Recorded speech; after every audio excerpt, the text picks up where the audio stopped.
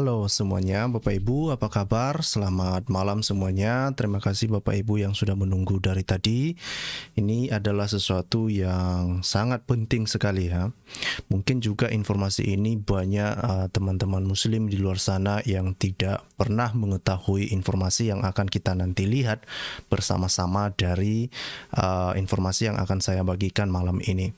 Nah, ini penting ya, penting untuk kita pahami bersama ya bahwa topik ini em, menjadi sebuah topik yang harus kita bahas, harus kita perhatikan, harus kita peduli karena di luar sana banyak orang yang telah menjadi korban. Nah, di berbagai belahan dunia banyak orang yang telah menjadi korban oleh karena ada orang yang keberatan ketika ada orang membagikan gambar Muhammad misalnya ya. Nah, misalnya salah satu itu ada yang membagikan gambar Muhammad yang dilukiskan oleh Charlie Hebdo misalnya ya. Nah, tetapi itu kan di abad-abad akhir ini yang itu terjadi ya. Itu kan artinya kan di dalam abad-abad terakhir lah itu terjadi ya. Nah, tetapi nanti kalau informasi yang akan kita lihat nanti di sini, apakah benar bahwa apakah memang dari dulunya memang Muhammad itu tidak pernah digambar atau tidak gitu ya? Seperti apa sumber-sumber yang bisa kita telusuri? Apakah hal itu konsisten gitu ya? Nah, ini sebagai pembukaan lah ya, sebagai pembukaan kita akan lihat beberapa informasi sebetulnya yang membuat ini sangat menarik juga bagi saya. Nah, tetapi sebelum kita ke sana, saya ingin menyampaikan seperti yang saya bilang tadi bahwa ini menjadi topik supaya nanti ke depan ya, jangan lagi ada orang yang menjadi korban. Ya, menjadi korban hanya gara-gara masalah gambar-gambar seperti ini ya.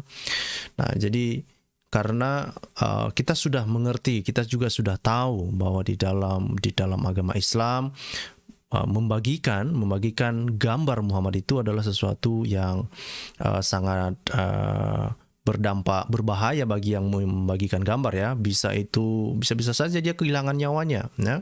Bisa saja dia akan dipersekusi, akan dipersoalkan lah kira-kira gitu ya. Ini salah satu contoh misalnya kita akan lihat ya. Ini ada informasi misalnya ini saya bagikan ya informasinya. Ini Bapak Ibu bisa lihat sendiri. Ya, Bapak Ibu bisa lihat sendiri bagaimana informasi ini kita bisa baca bersama-sama pada 20 Januari 2022 yang kemarin ya. Dibilang di situ bahwa dianggap menghina Nabi Muhammad, seorang wanita di Pakistan dijatuhi hukuman mati. Nah, bukan hanya di Pakistan saja sebetulnya ya. Di Indonesia juga banyak kejadian-kejadian seperti ini ya. Kemarin ada yang masuk penjara kan gara-gara ada yang menge-share gambar Nabi Muhammad juga di dalam WA ya. Nah, ini juga yang kejadian di Pakistan ini sama di WA juga. Nah, terlepas dari situ ya, mungkin karena memang gambar Muhammad ini sudah dikultuskan ya, atau memang sangat tidak diperbolehkan ya, sangat tidak diperbolehkan di dalam Islam. Kita harus juga memahami itu. Nah, tetapi kita tidak mau membahas itu terlalu dalam ya. Kenapa mereka begini begono? Mari kita lihat sumber-sumber Islam. Ya, mari kita lihat sumber-sumber Islam. Apa yang dikatakan sebagai pembelaan kenapa gambar Muhammad itu tidak bisa dibagikan. Nah, informasi yang lain itu bisa kita lihat misalnya di informasi-informasi yang lain ya. Itu misalnya di Republika ya, Republika.co.id misalnya katakan wanita penghujat Nabi Muhammad itu pantas dihukum mati. Padahal sebetulnya yang dia lakukan itu adalah membagikan gambar Muhammad sebetulnya itu yang sebetulnya, tetapi hal itu sudah dianggap sebagai penghinaan gitu ya. Nah, kalau kita telusuri ya, mengapa hal itu dianggap sebagai penistaan, dianggap sebagai penghinaan? Ternyata saya tadi mencari-cari informasi di berbagai media massa ya, ini salah satu yang menurut saya menarik untuk dibaca bersama ya. Ini saya akan perbesar. Nah, ini kalau kita bacain ini ada di Muslim.or.id ya. Ini bukan situsnya saya, bukan saya yang buat, tetapi ini punya Muslim.or.id. Saya kurang tahu siapa pemiliknya ini, saya juga kurang tahu. Oke. Nah, tetapi apa yang dikatakan di sini adalah dikatakan ada hubungannya dengan masalah gambar Muhammad itu. Kenapa nggak boleh ya? Karena ada banyak hadis-hadis yang mereka rujuk sebagai dasar kenapa gambar Muhammad tidak boleh atau Muhammad tidak boleh digambar. Oke. Nah, ada banyak hadis-hadis, misalnya ini ada di dalam hadis Bukhari, hadis Muslim. Bapak Ibu bisa membaca di sini ya. Misalnya di dalam hadis Bukhari dikatakan orang yang menggambar-gambar ini, gambar makhluk bernyawa akan diazab di hari kiamat dan akan dikatakan kepada mereka, hidupkanlah apa yang kalian buat ini ya. Bukan hanya itu saja ya. Kemudian di dalam hadis Bukhari juga dikatakan Muhammad pernah mengatakan orang yang paling keras azabnya di hari kiamat di sisi Allah adalah tukang gambar gitu katanya ya. Kemudian ini ada kisah juga di mana Aisyah pernah memiliki sebuah lukisan juga di rumahnya ya, tetapi Muhammad sepertinya tidak terima gitu ya. Kemudian ini misalnya kalau kita baca di dalam hadis Bukhari dan Muslim ya, ini seperti yang mereka tuliskan ini, dikatakan Rasulullah pulang dari safar, ketika itu aku menutup jendela rumah dengan gorden yang bergambar. Artinya makhluk bernyawa. Ini yang diceritakan oleh Aisyah ya. Nah, ketika Muhammad ya, ketika melihatnya wajah Rasulullah berubah. Kemudian Muhammad bersabda, "Wahai Aisyah, orang yang paling keras azabnya di hari kiamat adalah yang menandingi ciptaan Allah. Lalu aku memotong-motongnya dan menjadikannya satu atau dua bantal." Nah, banyak hadis-hadis ini kalau misalnya Bapak Ibu bisa baca, itu adalah salah satu hal yang dijadikan oleh banyak Muslim untuk mengatakan itu nggak boleh menggambar, nggak boleh memiliki gambar, apalagi menggambar Muhammad ya. Di beberapa informasi yang saya cari juga, larangan untuk menggambar itu juga itu ada sebuah tesis ya, sebentar saya akan carikan dulu ya. Cuma masalahnya saya tidak bisa mendapatkan keseluruhan isi tesisnya itu. Tetapi setidaknya saya pikir ini menarik ya. Ini kalau Bapak Ibu bisa melihat, ini kajian ilmiah. Saya hanya tertarik untuk kajian-kajian ilmiah ya. Kalau untuk kajian cuap-cuap kosong saya nggak tertarik ya. Oke, kalau kita lihat di sini Bapak Ibu. Oke, sebentar ya. Nah, ini ada sebuah tesis yang ditulis oleh siapa namanya yang menulis tesis ini? Fadilah Yusuf ya. Fadilah Yusuf yang ditulis pada tahun berapa ini ditulis ya? 2016. Oke. Ini ditulis, ini baru saja ya, tesisnya baru aja. Nah, apa judulnya adalah larangan visualisasi dalam konteks gambar Nabi Muhammad. Oke. Nah, yang menarik di sini memang keseluruhan isinya kita tidak bisa akses ya, karena itu masih masih belum diizinkan untuk diakses oleh umum. Tetapi kita bisa mengakses abstrak sama kesimpulan dari abstrak, atau ada kesimpulan sederhana yang dituliskan di dalam abstrak tesis ini yang menegaskan bahwa memang gambar Muhammad ini nggak boleh digambar gitu ya. Nah, kemudian apa yang menarik di sini, dia mengatakan dia melakukan penelitian ini berdasarkan analisa hadis dan analisa sejarah. Ini menarik ini Bapak Ibu ya.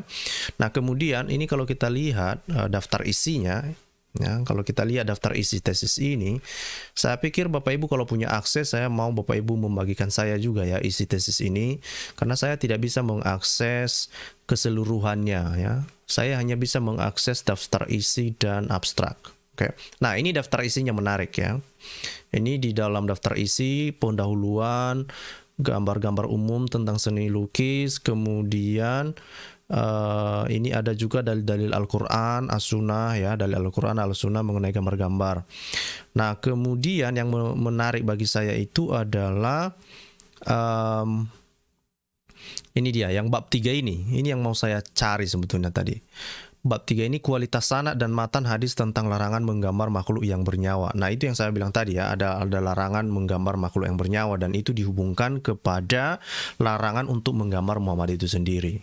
Oke. Nah, tetapi sekalipun kita tidak bisa mengakses keseluruhan isi tesis ini Bapak Ibu, apa yang bisa kita baca dari abstraknya ini, saya akan tunjukkan abstraknya. Abstrak. Oke. Nah, ini abstrak ya. Nah, abstrak ini kan ringkasan dari tesis ini sendiri ya. dikatakan di sini penelitian ini dilakukan dengan pendekatan tematik, yaitu mengumpulkan data berupa hadis-hadis yang berkaitan dengan topik larangan memvisualisasikan Nabi Muhammad SAW untuk ditakhrij, terutama yang terdapat dalam Al-Kutub, bla bla bla, mengungkap hadis-hadis. Ya, jadi intinya dia menggunakan hadis-hadis dan pendekatan sejarah lah ya. Nah, apa yang bisa dia disimpulkan di sini? Nah, ini yang menarik. Kesimpulan yang dapat diambil dari penulisan ini adalah para ulama sepakat bahwa membuat ataupun memajang gambar atau lukisan makhluk-makhluk yang bernyawa, dalam hal ini sosok Nabi Muhammad SAW, dengan tujuan menangini atau meniru ciptaan Allah SWT, maka hal ini dilarang secara tegas. Nah, sebetulnya saya membaca secara ringkas ya, ada di dalam pendahuluan ini ya, dalam pendahuluan tujuan literaturnya ini, tesis ini juga, justru saya mempertanyakan kesimpulan yang dibuat oleh penulis tesis ini. Kenapa? Kalau kita lihat, justru banyak para ulama mengatakan boleh. Ada juga memang yang mengatakan tidak boleh gitu ya. Tetapi ujungnya dia mengatakan kesimpulannya para ulama sepakat. Padahal ada yang tidak sepakat gitu. Ini yang kadang-kadang saya nggak ngerti. Kenapa tiba pula pada sebuah kesimpulan yang melawan fakta gitu ya, melawan fakta. Ini yang kadang-kadang nggak ngerti juga saya ya. Nah, kenapa itu dilarang? Katanya sebab dikhawatirkan akan terjadi penyimpangan seperti menyembah gambar atau lukisan tersebut sebagaimana yang terjadi pada masa jahiliyah gitu ya. Nah, ini masa jahiliyah ini kan berarti itu kan di abad-abad pertama mungkin, kan kira-kira gitu ya. Sebentar, biar saya tidak salah, saya cari dulu ya definisi masa jahiliyah. Masa jahiliyah maksudnya apa gitu ya, supaya kita tidak salah gitu ya. Nah, masa jahiliyah itu adalah, ini mana bahasa Indonesia? Oke, bahasa Indonesia. Nah, ini dia ya. Supaya kita tidak salah ya, supaya kita tidak memahami salah tentang apa yang dipahami oleh Islam ya. Nah, apa yang disebut dengan masa jahiliyah? Jahiliyah adalah konsep dalam agama Islam yang menunjukkan masa di mana penduduk Mekah berada dalam ketidaktahuan, kebodohan. Berarti masa-masa awal lah ini ya. Akar istilah jahiliyah adalah bentuk kata kerja pada pada jahala gitu ya, memiliki arti menjadi itu gitu ya. Nah, kemudian berarti masa-masa orang-orang nggak tahu apa-apalah mungkin ya, itu masa-masa jahiliyah dulu lah kan. Berarti masa awal-awal Islam mungkin ini. Nah, tetapi apa yang mau saya sampaikan di sini? Dikatakan di sini bahwa pada masa itu katanya berarti ada orang-orang yang menyembah gambar begitu ya. Saya kurang tahu apakah gambar Muhammad yang pernah disembah di sana pada saat itu atau tidak. Nah, pertanyaannya apakah pada masa jahiliyah itu Muhammad pernah digambar atau tidak? Saya juga mempertanyakan itu. Itu memang kelemahan ketika saya tidak bisa mengakses keseluruhan isi tesis ini. Oke.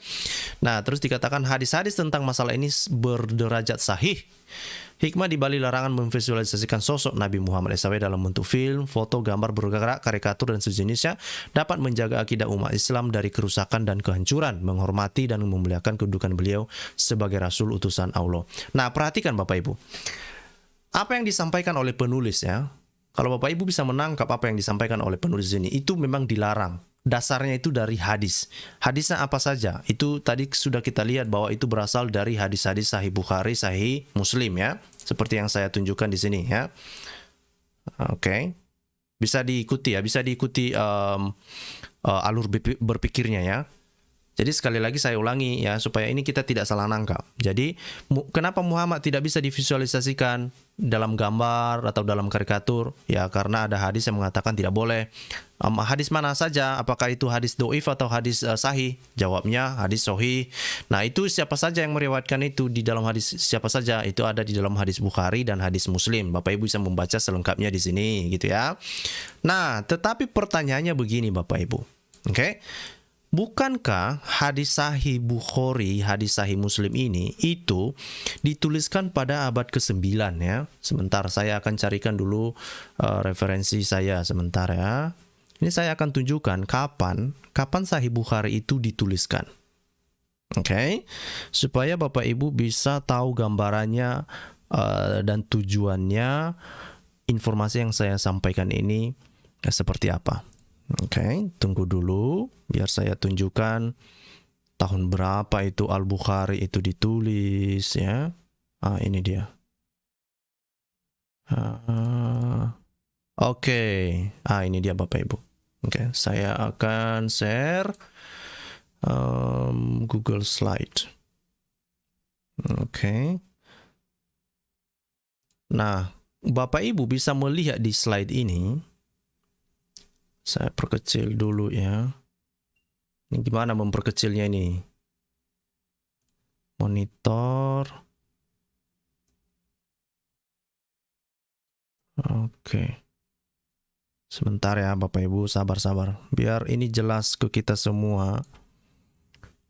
Biar kita memahami ini dengan cara yang benar ya. Oke, ini dia.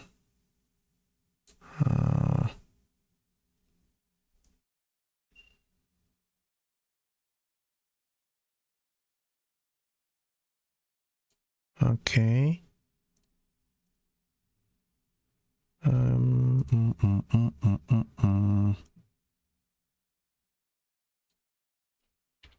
Oke. Nah, Bapak Ibu bisa melihat di sini ya. Saya yakin Bapak Ibu bisa melihat secara jelas gambarannya seperti ini. Oke.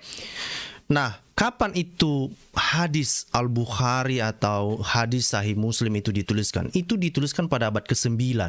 Itu di tahun 870-an. Oke. Itu bisa Bapak Ibu bisa lihat ya. Itu artinya lebih 200 tahun setelah Muhammad meninggal.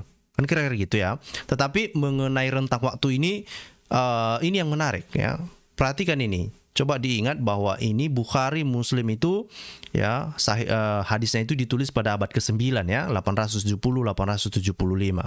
Itu artinya kita bisa pastikan harusnya berarti abad ke-10 paling tidak atau abad ke-11 harusnya tidak ada gambar dong. Karena sudah dilarang dong. Kan gitu ya kira-kira ya. Bisa ditangkap ya, artinya abad ke-11, abad ke-10, 11, 12 dan selanjutnya nggak boleh ada gambar dong. Nah, gitu. Karena hadis sudah menuliskan demikian, ya. Apalagi tadi sempat dibilang bahwa pada masa Jahiliyah itu jangan sampai ada orang menyembah gambar kan gitu ya. Artinya sudah awal-awal dikatakan bahwa gambar itu nggak boleh gitu ya. Kan kira-kira gitu ya. Bahkan diceritakan tadi Muhammad juga dia tidak terima ketika ada gambar kan gitu ya. Nah, tetapi perhatikan ini Bapak Ibu. Perhatikan ini yang saya sampaikan ini, oke? Saya mengambil materi dari Sirah Internasional. Ini menarik ini. Perhatikan ini. Lebih banyak ini membahas tentang gambar-gambar yang justru muncul di abad-abad kemudian.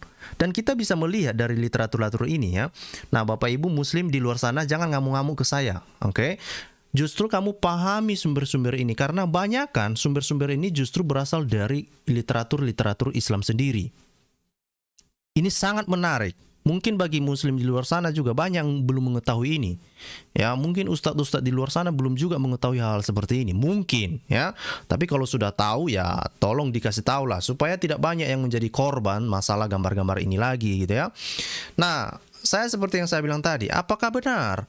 Apakah benar bahwa setelah abad ke-10, abad ke-11, abad ke-12 tidak ada lagi gambar-gambar Muhammad? Apakah tidak ada muslim yang menggambar-gambar tentang Muhammad? Kan gitu ya. Kan gitu ya, bisa ditangkap ya. Nah, ternyata kalau kita lihat di sini ini di abad keberapa? Abad ke-10 atau di awal abad ke-11 saja ya. Bukhari Muslim ditulis pada abad ke-9. Ternyata di awal abad ke-11 masih ada gambar yang melukiskan tentang Muhammad. Perhatikan itu gambarnya. Itu digambarkan Muhammad di situ bahwa ini dikatakan ya, illustration showing Muhammad on the right preaching his final sermon to his earliest convert on Mount Ararat near Mecca, taken from a medieval era manuscript of the astronomical treatise, the remaining sign of past centuries by the Persian scholar Al-Biruni ya. Jadi ini gambar ini ya, gambar ini ya dari seorang ilmuwan namanya itu Al-Biruni ya, dan ini adalah pada awal abad ke-11. Pertanyaannya, kenapa Muhammad masih digambar? Justru digambar pada awal abad ke-11. Padahal sudah dilarang di dalam hadis Sahih Muslim, Sahih Bukhari pada abad ke-9. Ada apa ini? Ya kan?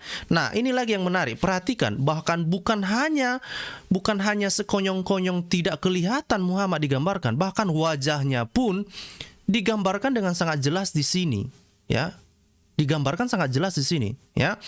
Nah, ini yang menarik lagi kalau misalnya kita lihat itu yang melihatnya itu ini yang di depannya ini digambarkan sebagai Muhammad, ya, dan ini di sini ada yang mukanya warna putih, ya. Ada mukanya yang berwarna hitam, ya. Saya kurang tahu apakah ini menggambarkan tentang kulit putih atau kulit hitam, saya juga kurang tahu. Tapi Bapak Ibu bisa melihat bahwa ada warna kulit yang beragam di sini, kan kira-kira gitu, ya. Bisa ya dipahami, ya. Nah, apakah hanya di abad ini saja? Oh tidak. Justru gambar yang sama, yang mirip lah, ya, dilukiskan kembali di dalam bentuk yang berbeda, ya. Ini ada perbedaan sedikit kan? Tetapi dilukiskan dalam gambar yang mirip pada abad ke-13. Bisa dipahami, ya. Nah, pada abad ke-13 dan itu ada terjadi perubahan warna, ya. Sekalipun komponen di dalam gambar ini ada perubahan, tetapi ya, pada dasarnya gambar ini menggambarkan sesuatu hal yang sama. Dibilang di sini another version of the previous drawing, ya. Artinya bahwa ini versi yang mirip, ya, dari gambar yang sebelumnya itu, ya. Dan ini dikatakan diambil dari manuskrip, ya, Persia pada abad ke-13. Nah, sekali lagi, padahal larangan itu yang dijadikan sebagai dasar pelarangan menggambar Muhammad itu ada pada hadis sahih Muslim, ada pada hadis sahih Bukhari. Kenapa bisa begini? Ya kan? Ini yang terus dipertanyakan. Kenapa ini layak dipertanyakan? Karena banyak korban, gitu, ya. Ini saya geser ke atas, ya, biar kelihatan. Itu dia, kelihatan, ya, Bapak Ibu. Itu sumbernya dari mana? Bisa dilihat, ya. Itu dikatakan, ya, this one taken from a 13th century Persian manuscript. Jadi itu berasal dari manuskrip yang dari Persia pada abad ke-13. Oke. Apakah itu cuma itu saja? Oh tidak, masih banyak gambar-gambar yang lain. Misalnya ini di abad ke-14. Ya, ini abad awal ke-14.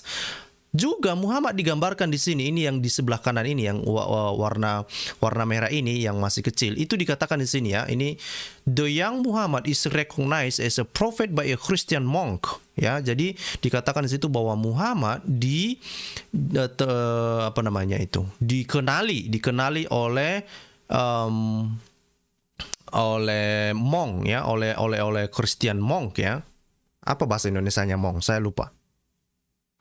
Coba saya diingatkan apa itu monk. Coba dulu, ya. Nah, artinya apa? Dikatakan di sini dilukiskan ada pelukisan Muhammad, dan sekali lagi di dalam lukisan-lukisan ini wajah Muhammad pun mereka masih gambarkan, dan bahkan bukan hanya itu, bahkan mereka juga menggambarkan seorang malaikat di atasnya. Ini yang di atas sebelah atas ini ada gambar malaikat yang menuangkan sesuatu kepada Muhammad. Itu sebetulnya katanya si Mel Sneaker Corner, dia mengatakan itu menggambarkan sebagai tanda kenabian, ya, pengurapan, kan kira-kira itu yang diurapi oleh malaikat, ya. Mungkin ini Jibril atau apa. Nah, dan bukan hanya itu saja, ternyata onta-onta ini pun, ini yang sebelah kanan ada onta-onta ini membungkuk untuk ketika mereka bertemu dengan Muhammad, ya, ketika masih muda. Nah, sekali lagi, masalahnya adalah ini terjadi pada awal abad keempat. Itu Bapak Ibu bisa melihat di sini tahunnya itu 1307, ya. Nah, the young Muhammad is recognized as a prophet by the Christian monk Bahira in Rashid al-Din's Compendium of Histories. Jadi sekali lagi ini sumber-sumber Islam sendiri, gitu loh. Oke, Mong Rahib. Oh, terima kasih Pak Kenji, ya. Terima kasih. Ya, rahib Kristen, gitu, ya. Rahib Kristen ini, ya, mereka mengenali Muhammad, ya. Nah, ini Bapak Ibu bisa melihat. Nah, apakah itu saja? Tidak, masih ada di abad selanjutnya. Perhatikan di sini. Bahkan di abad yang sama juga, ya, Bapak Ibu bisa melihat ini abad ke-14, ya. Dikatakan Muhammad receiving his first revelation from the angel Jibril. Jadi ini digambarkan bagaimana Muhammad menerima pewahyuan pertama yang disampaikan oleh Jibril, ya. Ini dikatakan miniature illustration on vellum from the book of Jamil Al-Tawarikh. Nah, ini kan sumber Islam ini. Jami Al-Tawarikh ini sumber Islam by Rashid Al-Din yang dipublikasikan di Tabriz, Persia pada abad ke-14. Jadi sekali lagi dipertanyakan tentang sumber-sumber atau hadis-hadis yang digunakan sebagai dasar yang digunakan oleh para muslim untuk melarang menggambarkan Muhammad. Sementara pada kalau kita telusuri di abad-abad ini masih berkembang. Banyak orang menggambar Muhammad bahkan lengkap dengan gambar wajahnya, mukanya gitu loh kira-kira. Dan di dalam gambar-gambar ini kita bisa melihat ya, memang benar itu digambarkan Muhammad sebagai nabi atau digambarkan seperti itulah ya di dalam sumber-sumber ini. Tetapi dia masih digambarkan sebagai manusia biasa. Ya, ini penting saya tekankan bahwa pada masa-masa ini di gambar-gambar sebelah yang saya tampilkan tadi ini, sampai sekarang Muhammad masih digambarkan sebagai seseorang manusia biasa. Dia tidak punya keunikan tersendiri selain bahwa dikatakan dia adalah seseorang yang nabi yang dikenali oleh raib-raib Kristen gitu ya. Nah, selanjutnya apa? Misalnya kita bisa lihat juga gambar-gambar selanjutnya. Ini di abad ke-14 juga. Ya, itu masih di dalam sumber yang sama, di dalam Jami Al-Tawarikh ini juga ya, dikatakan di situ Muhammad menyelesaikan sebuah permasalahan ya.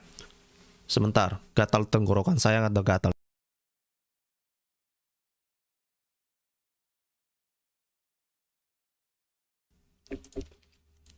Nah, dikatakan di sini bahwa ya, Muhammad digambarkan menyelesaikan sebuah persoalan ya, dengan apa? Dengan cara menggelindingkan sebuah batu hitam ya,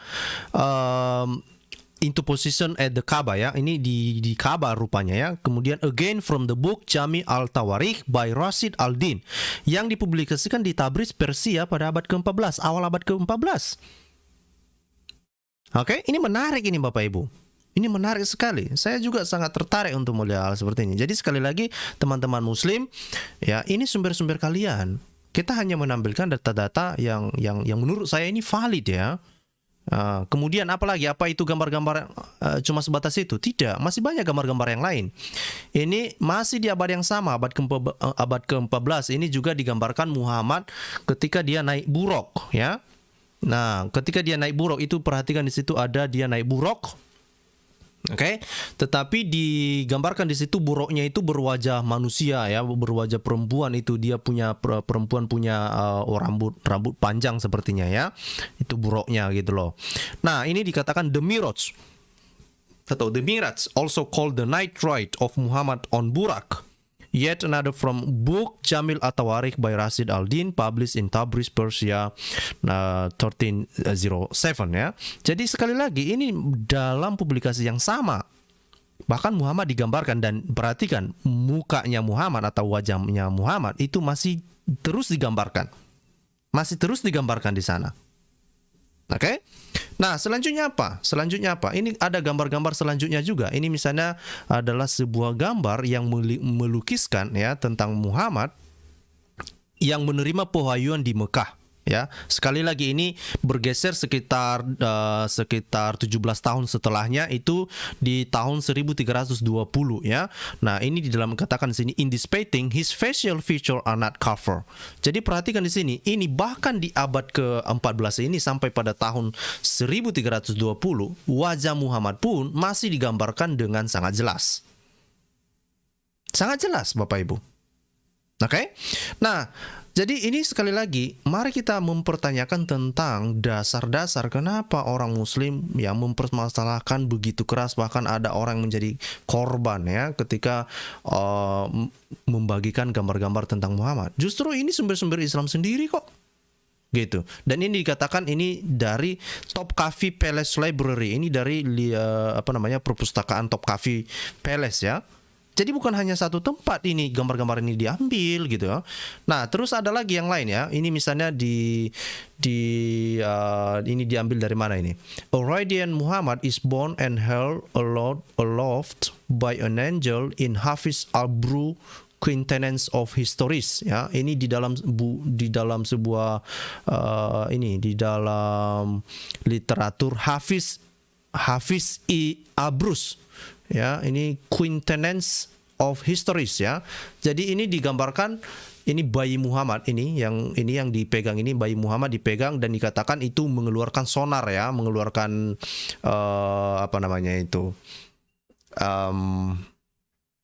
sebuah cahaya lah kita bisa bilang ya. Itu dikatakan a radiant Muhammad is born. Jadi ketika Muhammad digambarkan, ketika Muhammad lahir digambarkan mengeluarkan sinar gitulah ya, pada saat dia lahir.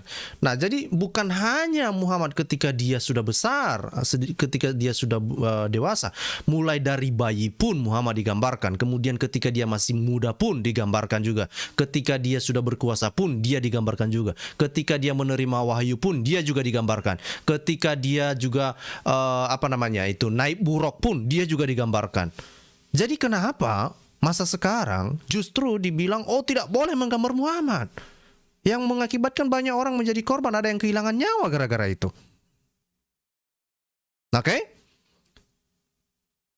Oke? Nah, selanjutnya apa? Saya akan lihat chatnya ya. Saya mau fokus dulu supaya semua orang bisa cepat nangkap supaya materi kita juga tersampaikan dengan cepat. Nah, ini lagi adalah, nah ini yang menarik di sini. Di abad ke-15 ada perubahan drastis. Ya, kalau sebelumnya tadi dari abad ke-13, abad ke-14, Muhammad masih digambarkan sebagai seseorang yang sebagai manusia biasa, hanya dianggap sebagai nabi.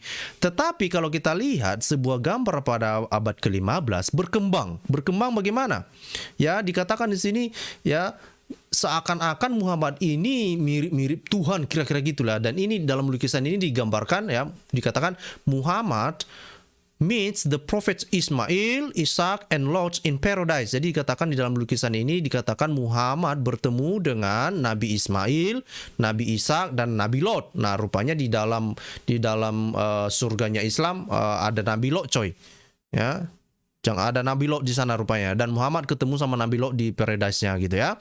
Nah, dari mana ini? Dari Apocalypse of Muhammad yang ditulis pada abad ke-15 di Herat, Afghanistan. Nah, Afghanistan bukan negara mayoritas Kristen. Ya, itu negara muslim toh. Nah, perhatikan tulisan-tulisannya itu juga tulisan-tulisan Arab toh. Jadi sekali lagi ini sumber-sumbernya bukan sumber-sumber yang ece-ece. Ya, ini justru sumber-sumbernya dari sumber Islam itu sendiri gitu loh. Ya, dan ini ada perkembangan yang signifikan kalau kita bandingkan dari gambar-gambar pada abad sebelumnya. Nah, ini juga misalnya kalau kita lihat di abad yang ke-15 ya. Ini saya perbesar ya, ini kelihatan ya. Nah, kalau kita lihat di gambar ini dikatakan di bawah gambar ini ada tulisan Muhammad ya, yang ada di sebelah kanan ini yang naik burak ya, itu mengunjungi sebuah mengunjungi surga ya. Ketika dia mengunjungi surga itu dia naik buruk ya. Kemudian dia ditemani oleh malaikat Jibril ya, yang ada di sebelah kiri. Ini malaikat Jibril sebelah kiri ya. Bapak Ibu bisa melihat sebelah kiri ini ya. Nah, kemudian di bawahnya mereka ini dikatakan riding camel or some of the fable Huraya ya. Jadi dikatakan di sini ada onta-onta, kemudian ada bidadari-bidadari, coy. Bidadari coy. Nah, ini kapan ini? Dari mana ini? Ini dikatakan dari abad ke-15 dari manuskrip ya, dengan judul manuskripnya itu atau nama manuskripnya itu adalah Miraj Nama gitu. Dan ini adalah pada masa Persia ya. Gitu, itu katanya begitu. Nah, sekali lagi masih penggambaran, dan bahkan pada abad ke-15-an ini pun wajahnya Muhammad masih digambarkan ya, sekalipun lama-lama menjadi buram, lama-lama tidak begitu diperjelas wajahnya, tetapi ini wajahnya masih diperkenalkan di sini. Oke? Wajahnya di sini. Nah, Bapak Ibu, kalau cemburu karena tidak pernah naik buruk, ya jangan cemburu ke saya dong, ya. Silakan cari buruk sendiri, oke? Nah, terus selanjutnya apa? Ini terjadi sebuah signifikansi, itu dikatakan bahwa dikatakan from around 15 AD ya, kemudian 1500 AD in Ottoman areas, image began to show Muhammad with his face covered by a veil or in some cases replaced by golden flames. His face was not obscure in every depiction, though, and while the tradition of depicting him in human form when it never died. Jadi setelah abad ke-15 ini, ya, penggambaran Muhammad ini digambarkan dengan muka yang ditutupi dengan sebuah kain lah, ya. Ini dikatakan di sini cover by a veil, ya. Ada kain yang menutup lah, ya. Mungkin para pelukis Muhammad ini mencoba untuk menggambarkan atau mengaburkan wajah Muhammad. Nah, ini bisa kita lihat misalnya di dalam sebuah gambar. Ini perhatikan ini. Ini gambar Muhammad atau gambarnya wajah Muhammad sudah tidak bisa muncul lagi. Ini di abad ke-16. Ini di abad ke-16, ya. Ini dikatakan, dan bahkan ini bayangkan itu mulai dari abad ke-13 sampai abad ke-16 itu berapa tahun itu kan? Ya, ratusan tahun. Muhammad justru digambar terus di negara Islam, di Afghanistan. Kan gitu, ya. Cuma ya memang ini perkembangannya, dan dikatakan di sini, ya. Ini kalau Bapak Ibu bisa lihat dikatakan a painting of Prophet Muhammad Ascension, ya. 1540, ya. In some illustrations such as this one, the prophet face is either covered by a veil or flame. This method became popular with the rise of Sufism, ya. Jadi dikatakan bahwa di dalam gambar ini wajah Muhammad itu ditutupi dengan ditutupi dengan sebuah kain, atau itu digambarkan memiliki cahaya atau api lah, ya, lidah-lidah api, flame, ya.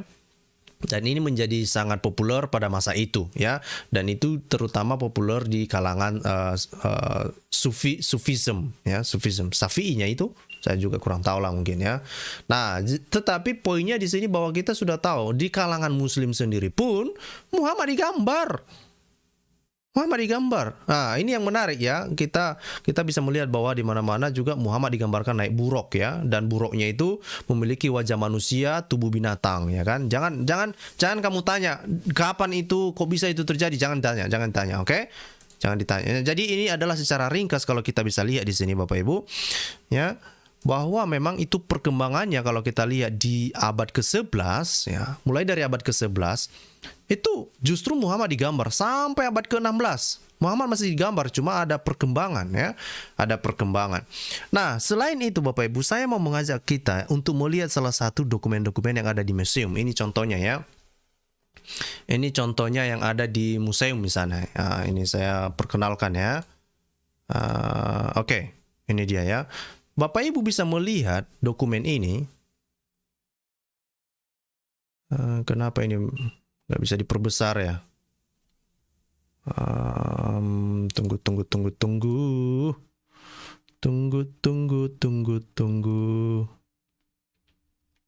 Oke.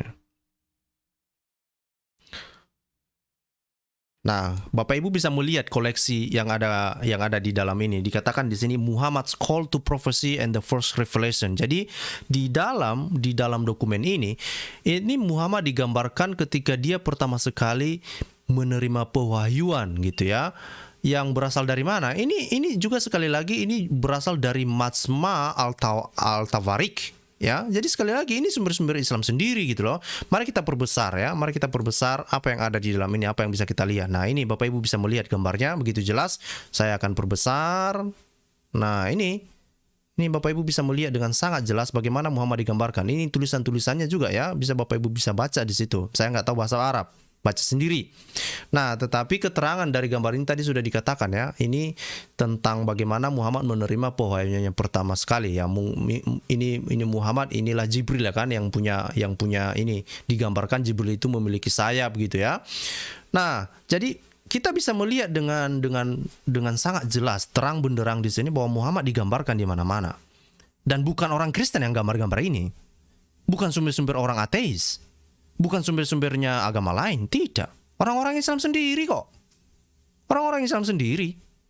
Gitu, ya. Nah, poin saya apa? Jangan sampai ada lagi yang menjadi korban hanya gara-gara ini, gitu, ya. Mungkin mereka buta sejarah mengenai hal seperti ini. Mereka belum pernah dibukakan hal seperti ini, gitu ya. Apakah itu cuma satu folio saja? Ada folio yang lain juga. Misalnya di folio ini Bapak Ibu bisa melihat ya, Journal of the Prophet Muhammad, sama juga di dalam folio yang sama, di dalam folio yang sama, Majma' Al-Tawarikh ini, tapi gambarnya gambar yang berbeda ya. Ini gambar yang berbeda ya. Nah, ini misalnya kalau kita perbesar ya, ini saya akan perbesar. Ini dia. Kelihatan ya. Ini kalau kita lihat dari atas. Oke. Gimana caranya ini? Saya download dulu. Ini gini caranya. Nah, ini Bapak Ibu bisa melihat di sini. Oke. Nah, ini Muhammad digambarkan, bahkan wajahnya pun muncul di sini gitu. Muncul. Ini wajahnya sangat diperjelas di sini. Gitu. Apakah ini orang Kristen yang menggambar ini? Bukan. Ini Muslim, ini sumber-sumber Muslim ini. Bukan Kristen yang menggambar ini. Oke? Nah, ini digambarkan, ini Muhammad ya sedang di atas menunggangi onta. Ini ada pengikutnya memegang pedang gitu loh. Nah, ini ada dua orang yang mengawal dia ini kan, sama-sama memegang pedang. Nah, siapakah yang menggambarkan ini? Sekali lagi, bukan orang Kristen.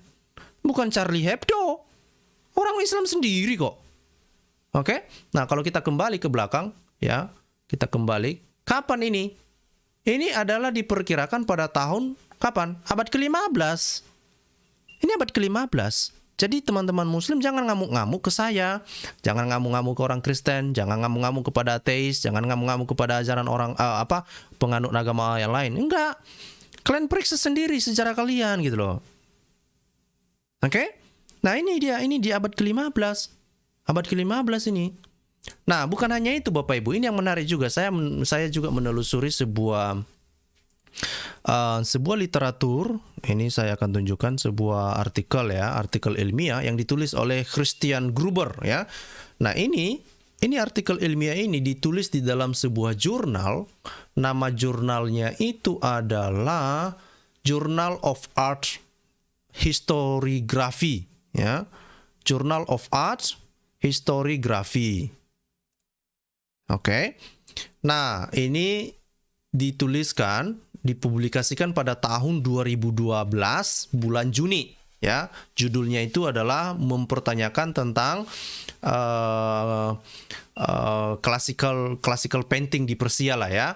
Kemudian yang menarik di sini adalah ketika kita baca tulisan ini ada penggambaran tentang Muhammad ya yang mengalami perubahan dari tahun ke tahun. Nah, ini saya akan langsung aja kita lihat ke gambarnya gitu ya.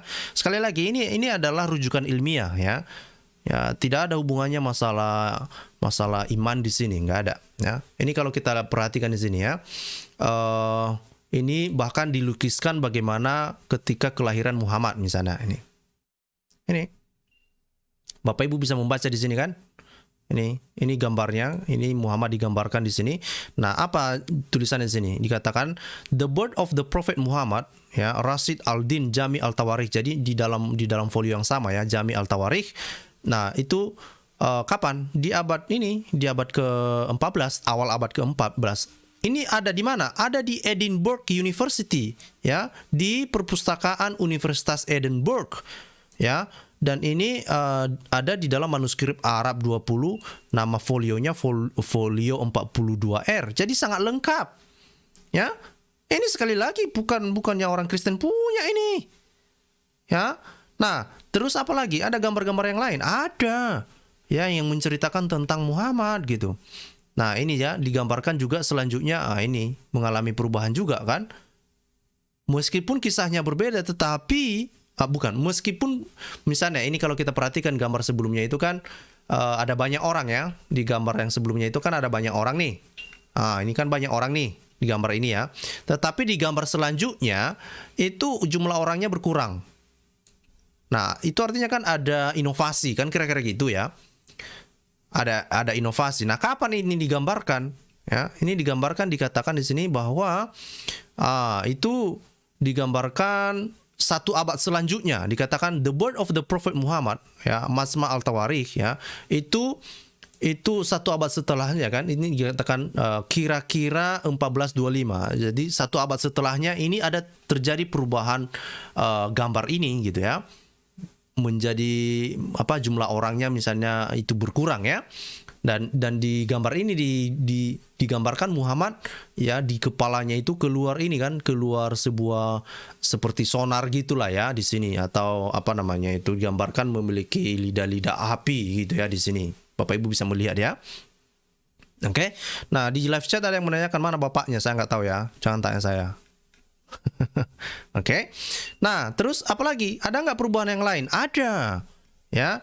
Misalnya kalau kita perhatikan di sini ketika Muhammad itu apa namanya itu? The investiture. Apa ini bahasa Indonesianya investiture ini? Ini saya tidak tahu banyak ini bahasa Inggris ini. Apalagi kalau berbicara tentang gambar-gambar ini. Ini coba kita lihat dulu apa artinya. Pentahbisan. Oh, rupanya itu pentahbisan toh. Nah, ini pentahbisan yang dilakukan oleh Muhammad kepada Ali. Ya, ini perhatikan ini, ya, ini keterangan gambarnya. Pentahbisan Ali oleh Muhammad, ya, di mana di Ghadir Hum Al-Biruni, Al-Altar Al-Baqiyah, Al-Anakurun Al-Khaliyah, ya. Ini di dalam Chronology of Ancient Nation, Tabri Al-Makara. Ini kapan? Ini di abad ke-14 juga, awal abad ke-14. Ada di mana? Ada di dalam ada di dalam perpustakaan Universitas Edinburgh. Ya, nomor folionya juga dikasih tahu. Ini folio 162R. Nah, bagaimana mereka menggambarkan di sini? Ini perhatikan ini. Bahkan wajah Muhammad ketika mentahbiskan Ali pun di sini, ya, ketika mentahbiskan Ali pun ini digambarkan dengan sangat jelas. Saya kurang tahu yang mana Muhammad, yang mana Ali di sini. Ini nggak ada pula keterangan di sini. Yang sebelah kanan atau yang sebelah kiri saya nggak tahu. Ya, saya nggak tahu. Oke, tapi ini gambar menceritakan tentang pentahbisan Ali. Oke. Nah, ini di awal abad ke-14. Nah, perubahan apa yang terjadi satu abad selanjutnya? Ini perubahan yang terjadi.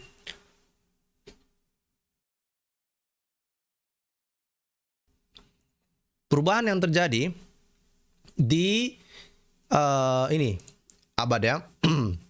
Jadi di tahun 1560, berarti lebih satu abad setelahnya. Lalu gambar ini berubah kembali, justru digambarkan sedikit berbeda gitu ya. Ini kan ada tambahan orang kalau nggak salah kan. Nah, ini dia kan. Nah, tetapi kisahnya ini menceritakan bagaimana pentahbisan Ali lagi ya. Tetap saja ini tentang periwayatan atau ilustrasi yang sama ya, tentang pentahbisan Ali gitu ya.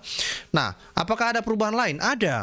Ada lagi perubahan ya di abad selanjutnya. Nah, ini lebih menarik lagi, sudah dilengkapi dengan gambar-gambar. Ini terjadi pada abad ke-17 ya. 17 ini berarti satu abad selanjutnya ya, satu abad setelahnya itu dilukiskan lagi bagaimana Muhammad mentahbiskan Ali gitu ya.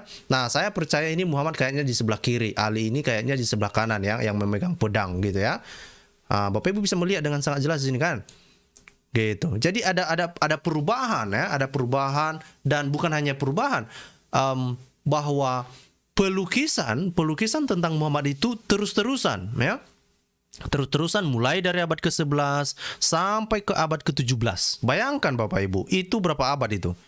Berapa abad itu? 8 abad. 8 abad gitu loh. Oke? Nah, 8 abad itu digambarkan Muhammad ini. Ini ada yang berkah hidayah ini kan, dibilang, "Scott belajar bahasa Inggris dulu. Memangnya itu bahasa ibu saya harus tahu semuanya." Ya, saya tahu bahasa Inggris secukupnya lah. Tidak semua bahasa Inggris saya tahu lah. Itu gimana sih? Lucu aja kamu protes ini yang kita bahas tentang Muhammad, gambar Muhammad itu bisa dilukiskan, kamu membahas tentang bahasa Inggris saya gitu. Mana sih lo? Kamu mengganggu konsentrasi saja. Nah, poinnya apa? Poinnya apa? Kalau kita kembali ke artikel yang tadi, dikatakan bahwa ada hukum yang melarang menggambar makhluk bernyawa, termasuk menggambar Muhammad. Ya, misalnya apalagi kalau misalnya kita lihat di dalam tesis ini ya, ada larangan visualisasi konteks gambar Nabi Muhammad. Tetapi perhatikan, sebagai dasar mereka ketika mereka melakukan tinjauan ilmiah ini, mereka merujuk kepada hadis-hadis sahih Muslim, kepada hadis sahih Bukhari, yang mana hadis-hadis tersebut itu dituliskan pada tahun berapa? Itu justru dituliskan pada tahun 870-an atau di abad ke-9. Tetapi justru ketika kita melihat tadi gambar-gambar yang tadi kita bisa lihat itu, justru gambar-gambar itu muncul di abad-abad kemudian, muncul di abad ke-11 sampai abad ke-17. Itu sampai 8 abad.